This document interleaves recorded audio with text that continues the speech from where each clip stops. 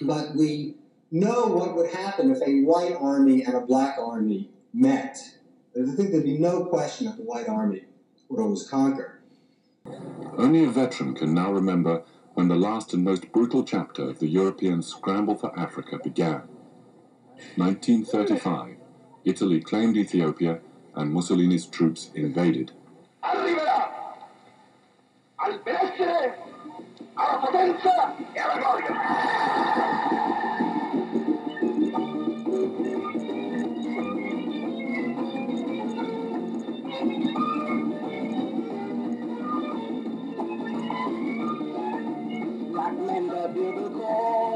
Come on, the drums are beating and the bugle call. Come on, don't mind what Mussolini says. Let us march in battle and take the throne in our hand and defend the Ethiopian war. Declare. At the League of Nations in Geneva, the Emperor went to plead Ethiopia's just cause. The League, fearful of a shadow which would turn into the Second World War, did nothing. Shamefully, the great powers left Ethiopia to Mussolini and the Emperor to lonely exile in England. His Majesty, the Negus Haile Selassie, I call upon the first delegate of Ethiopia. Nowhere, I think, was the Emperor's tragedy felt more deeply than among the black people of the West, the slave descendants in North America and the Caribbean.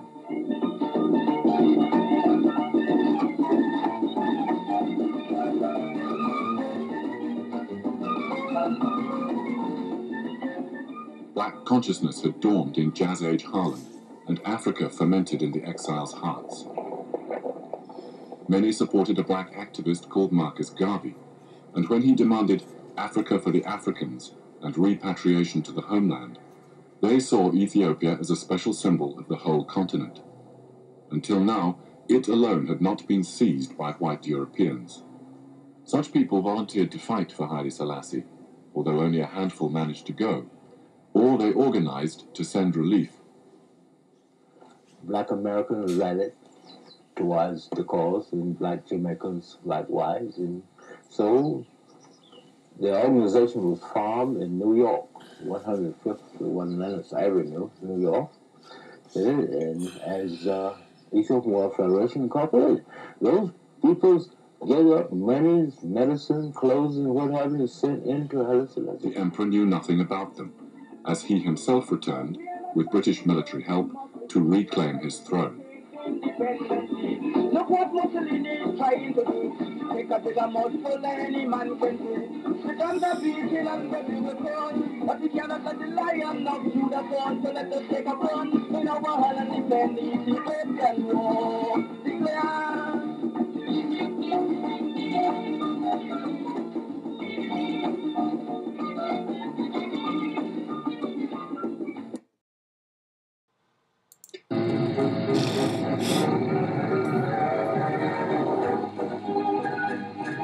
By special permission of the Emperor, Pathé's cameraman is permitted for the first time to take pictures of Haile Selassie in his study at the Royal Palace in Addis Ababa.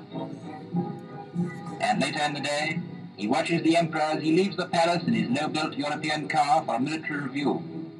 The Emperor is to inspect the Imperial Guard, 7,000 strong, which has been equipped with new uniforms and modern-type rifles. Supplies of arms and ammunition are arriving at the capital. As the new supplies are received, the warlike tribes exchange their age-old weapons for modern equipment.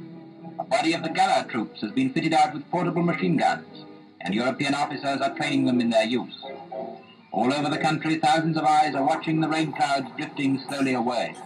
Already in many places the rain has stopped. Roads which for months past have been deep in mud are slowly drying. In Abyssinia they know what that means. Governors from the country districts are answering their emperor's call and riding into Addis Ababa, accompanied by hundreds of armed retainers to receive instructions about mobilization. All the Italians have left the capital, but many other Europeans are staying on, still hoping that a peaceful solution at Geneva will avoid war. But Abyssinia believes in being ready. The Battle of Adwa, also known as Ottawa, or sometimes by the Italian name Adua, was fought on March 1st, 1896, between the Ethiopian Empire and the Kingdom of Italy near the town of Adwa, Ethiopia in Tigray. It was the climatic battle of the First Italo-Ethiopian War, securing Ethiopian sovereignty. As the 20th century approached, most of Africa had been carved up among the European powers. The two independent exceptions were the young Republic of Liberia on the west coast of the continent and the Ethiopian Empire in the strategic Horn of Africa. The newly unified Kingdom of Italy was a relative newcomer to the colonial scramble for Africa. Italy had two recently obtained African territories, Eritrea and Somaliland. Both were near Ethiopia on the Horn of Africa, and both were impoverished. Italy sought to improve its position in Africa by conquering Ethiopia and joining it with its two territories. In 1889, the Italians signed the Treaty of Wuchale with then Negus, which means King Menelik of Shewa.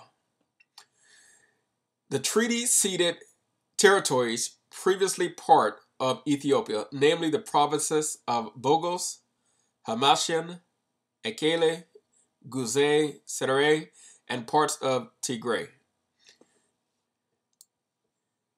In return, Italy promised Menelik's rule, financial assistance, and military supplies. A dispute later arose over the interpretation of the two versions of the document. The Italian language version of the disputed Article 17 of the treaty stated that the Emperor of Ethiopia was obliged to conduct all foreign affairs through Italian authorities. This would in effect make Ethiopia a protectorate of the Kingdom of Italy. The Amharic version of the article, however, stated that the emperor could use the good offices of the Kingdom of Italy in his relations with foreign nations if he wished. However, the Italian diplomats claimed that the original Amharic text included the clause and that Menelik knowingly signed a modified copy of the treaty. The Italian government decided on a military solution to force Ethiopia to abide by the Italian version of the treaty. As a result, Italy and Ethiopia faced off in what was later to be known as the First Italo-Ethiopian War. In December 1894, Bata Egos led a rebellion against the Italians in Ekele Guzay. I'm certain, in fact I am positive, I am pronouncing some of these names incorrectly. You have to excuse that. I'm just reading it. In what was then the Italian-controlled Eritrea. Let me read that part again. Bato Hagos led a rebellion against the Italians in Ekele Guzay in what was then the Italian-controlled Eritrea. Units of General Oreste Baratieri's army under Major Petro Tuselli crushed the rebellion and killed Bata. The Italian army then occupied the Tigrayan capital of Adwa in January 1895. Baratieri's army went on to defeat Ras Mengesha Johannes in the Battle of Koatit, forcing Mengesha to retreat further south. Okay. So Bata Hagos was the leader of the Ethiopian army who led the rebellion against the Italians in what was then the Italian-controlled nation of Eritrea. And let's see. By late 1895, Italian forces had advanced deep into Ethiopian territory. On December 7th, 1895, Ras Mekonnen, Ras Wel Betul, and Ras Mengesha Johannes, commanding a larger Ethiopian group of Menelik's vanguard, annihilated a small Italian unit at the Battle of Amba Alagi. The Italians were then forced to withdraw to more defensible positions in Tigray, where the two main armies faced each other. By late February 1896, supplies on both sides were running low. General Oreste Baratieri, commander of the Italian forces, knew the Ethiopian forces had been living off the land, and once the supplies of the local peasants were exhausted, Emperor Menelik's army would begin to melt away. However, the Italian government insisted that General Baratieri act. So on the evening of February the 29th, Baratieri met with the brigadiers Matteo Albertone, Giuseppe Arrimondi, Vittorio Dabomarita, and Giuseppe Elena concerning their next steps. He opened the meeting on a negative note, revealing to his brigadiers that provisions would be exhausted in less than 5 days, and suggested retreating, perhaps as far back as Asmara. His subordinates argued forcefully for an attack, insisting that to retreat at this point would only worsen the poor morale. Damarida exclaimed, Italy would prefer the loss of 2,000 or 3,000 men to a dishonorable retreat. Baratieri delayed making a decision for a few more hours, claiming that he needed to wait for some last-minute intelligence. But in the end,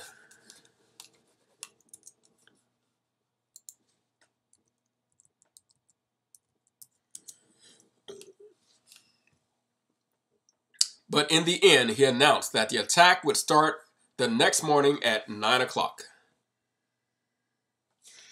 On the night of February 29th and the early morning of March 1st, 3 Italian brigades advanced separately towards Adwa over narrow mountain tracks, while a 4th remained camped.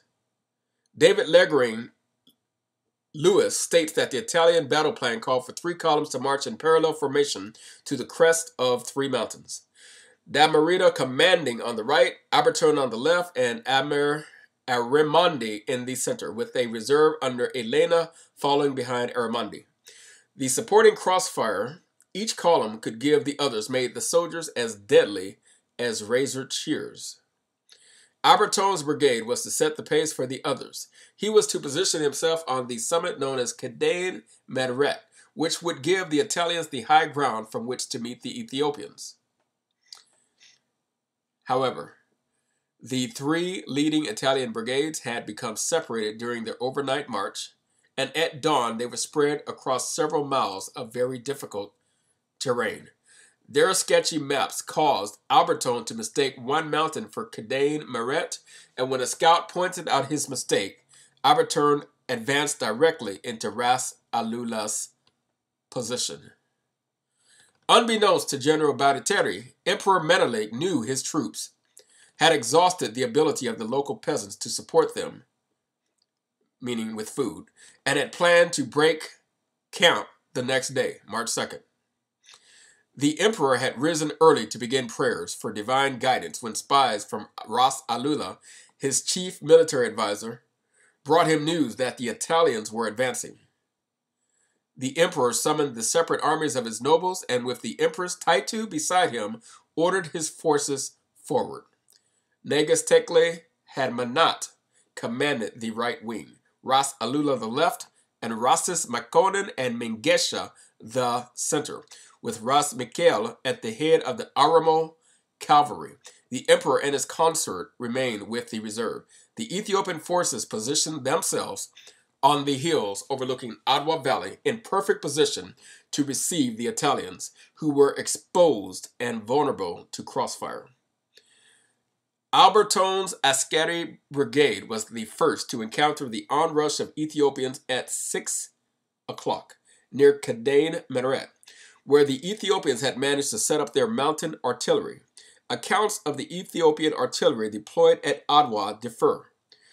Russian advisor Leonid Artamanov wrote that it comprised 42 Russian mountain guns supported by a team of 15 advisors.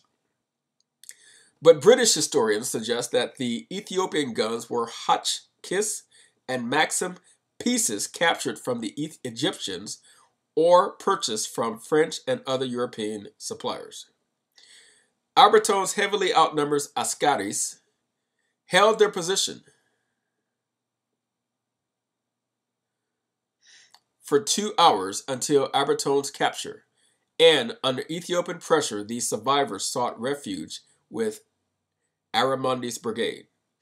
Aramondi's brigade beat back the Ethiopians, who repeatedly charged the Italian position for 3 hours with gradually fading strength, until Menelik released his reserve of 25,000 Shawans and swamped the Italian defenders.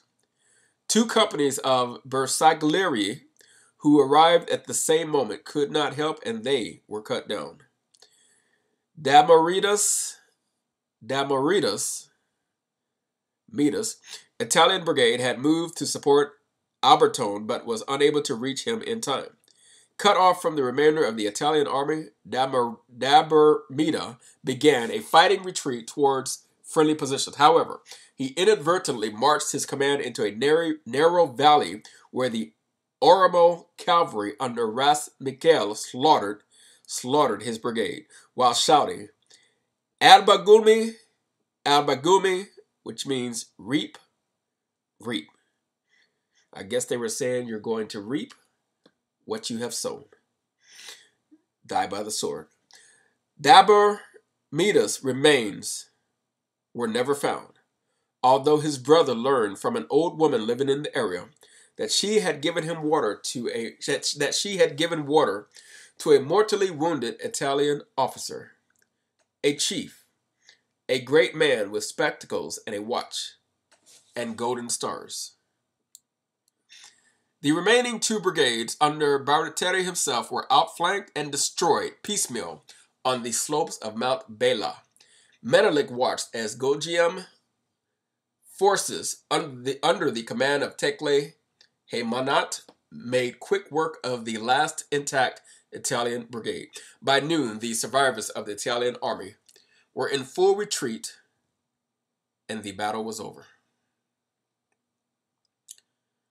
The Italians suffered about 7,000 killed and 1,500 wounded in the battle and subsequent retreat back into Eritrea, with 3,000 taken as prisoner. The Ethiopian losses have been estimated at around 4,000 to 5,000 killed and 8,000 wounded. In their flight to Eritrea, the Italians left behind all of their artillery and 11,000 rifles, as well as most of their transportation. As Paul B. Henze notes, Bariteri's army had been completely annihilated while Menelik's was intact as a fighting force and gained thousands of rifles and a great deal of equipment from the fleeing Italians. The 3,000 Italian prisoners, who included General Albertone, appear to have been treated as well as could be expected under difficult circumstances, though about 200 died of their wounds in captivity. He was acquitted on these charges, but was described by the court-martial judges as being entirely unfitted for his command. Public opinion in Italy was outraged. Chris Prouty offers a panoramic overview of the response in Italy to the news. When news of the calamity reached Italy, there were street demonstrations in most major cities. In Rome, to prevent these violent protests, the universities and theaters were closed. Police were called out to disperse rock doors in front of Prime Minister Crispi's residence. Crispi resigned on March 9th. Troops were called out to quell the demonstrations in Naples. In Pavia, crowds built barricades on the railroad tracks to prevent a troop train from leaving the station. The Association of Women of Rome, Turin, Milan, and Pavia called for the return of all military forces in Africa. Funeral masses were intoned for the known and the unknown dead. Families began sending to the newspapers letters that they had received before Adwa, in which their menfolk described their poor living conditions and their fears at the size of the army they were going to face. King Umberto declared his birthday, March 14th, a day of mourning. Italian communities in St. Petersburg, London, New York, Chicago, Buenos Aires, and Jerusalem collected money for the families of the dead and for the Italian Red Cross. The Russian support for Ethiopia led to the advent of a Russian Red Cross mission. The Russian mission was a military mission conceived as a medical support for the Ethiopian troops. It arrived in Addis Ababa some 3 months after Menelek's Adwa victory. Emperor Menelik decided not to follow up on his victory by attempting to drive the routed Italians out of their colony. The victorious emperor limited his demands to little more than the abrogation of the Treaty of Wuchale. In the context of the prevailing balance of power, the emperor's crucial goal was to preserve Ethiopian independence. In addition, Ethiopia had just begun to emerge from a long and brutal famine. Harold Marcus reminds us that the army was restive under its long service in the field, short of rations, and the short rains which would bring all travel to a crawl would soon start to fall. As a direct result of the battle, Italy signed the Treaty of Addis Ababa, recognizing Ethiopia as an independent state. Almost 40 years later, on October 3rd, 1935, after the League of Nations' weak response to the Abyssinian crisis, the Italians launched a new military campaign endorsed by Benito Mussolini, and this was the Second Italo-Abyssinian War.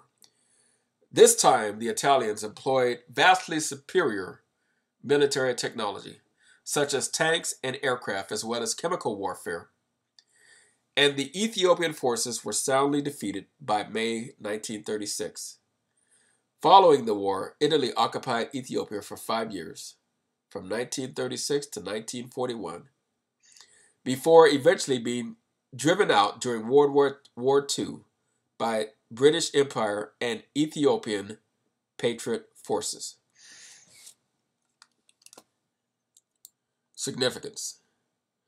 The confrontation between Italy and Ethiopia at Adwa was a fundamental turning point in Ethiopian history, writes Henze. On a similar note, the Ethiopian historian Baru Zude observed that few events in the modern period have brought Ethiopia to the attention of the world as has the victory at Adwa. The Russian Empire had sold some artillery pieces to the Ethiopian forces and paid enthusiastic compliments to the Ethiopian success. One of the documents of that time stated, "The victory immediately gained the general sympathy of Russian society, and it continued to grow. The unique outlook which polyethnic Russia exhibited to Ethiopia disturbed many supporters of European nationalism during the 20th century. The Russian Cossack captain Nikolai Leontiev, with a small escort, was present at the battle as an observer. This defeat of a colonial power and the ensuing recognition of African sovereignty became rallying points for later African nationalists during their struggle for decolonization, as well as activists and leaders of the Pan-African movement, as the Afrocentric scholar Molefe Asante maintains. After the victory over Italy in 1896, Ethiopia acquired a special importance in the eyes of Africans as the only surviving African state. After Ottawa, Ethiopia became emblematic of African valor and resistance, the bastion of prestige, and the hope to thousands of Africans who were experiencing the full shock of European conquest and were beginning to search for an answer to the myth of African inferiority. On the other hand, many writers have pointed out how the battle was a humiliation for the Italian military. One student of Ethiopia, Donald N. Levine, points out, wonder if he's related to Michael Levine, the racialist. One student of Ethiopia, Donald N. Levine, points out that for the Italians, Adwa became a national trauma which demagogic leaders strove to avenge. It also played no little part in motivating Italy's revanchist adventure in 1935. They were looking for revenge. Levine also noted that the victory gave encouragement to isolationists and conservative strains that were deeply rooted in Ethiopian culture, strengthening the hand of those who would strive to keep Ethiopia from adopting techniques imported from the modern West, resistance with which both Menelik and Ras Tefer and Haile Selassie would have to contend with.